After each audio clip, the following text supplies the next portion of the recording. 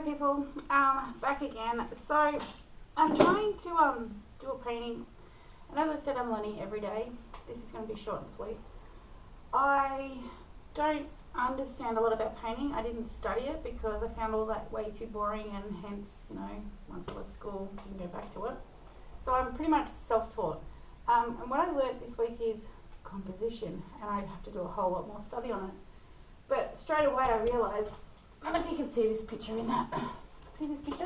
I'm trying to get like a bubblegum feel with the colours, which I think are pretty right. But then when it comes to composition, what I learned is you're supposed to split your picture into threes, and something here to balance it. Shouldn't put anything in the middle because it draws everyone's attention straight to the middle and they miss the outside. So straight away I knew, well, I've completely stuffed up this picture and I need to paint over it. So I guess that's what I'm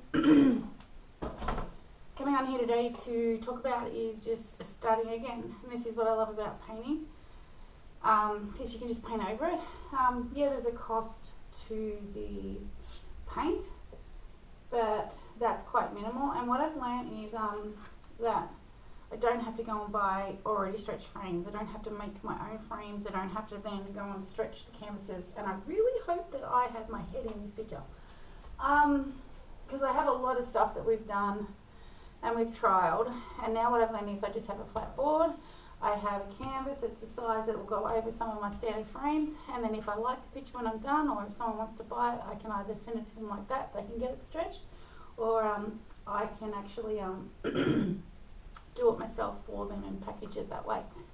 But it just means I don't have paintings stuck all over the wall. I can roll them up, put them away, and just keep them on an electronic file.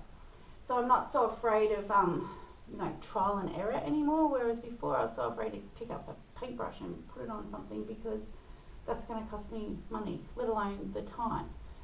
And it was stopping me from practicing completely different things. I just was sticking with what I knew and trying to progress with that. So I guess my message for today is, don't be afraid to stuff up. Find a way that works for you to minimise your cost, which is what I've done here. I just buy the canvas in a big roll and then cut out the sizes I need to fit whichever canvas is. You allow an extra 4 centimetres, and I really like around your painting to go over the frame, so my frame would, I don't know if you can even see me, my frame would actually go like here, so I'm going to lose a bit of the picture, but it's not the end of the world. But as I said, I'm about to get started and repaint this, so don't be afraid to paint over what you've done. Don't become so attached to what you're doing that you just don't want to give it away. Like, I have some paintings here when I first started and I'm like, oh no, and I put a number to them and they're all chronologically put in my electronic file, and I'm like, I really don't like them, and there was no need for me to keep them. So I was very grateful when I realised I could just cut them off the stretch frames and roll them up and store them.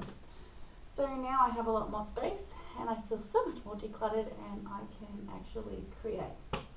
So maybe something out of all that blah blah blah you might be able to take from me, and progress, and not be so afraid to change what you may have started with. Thank you.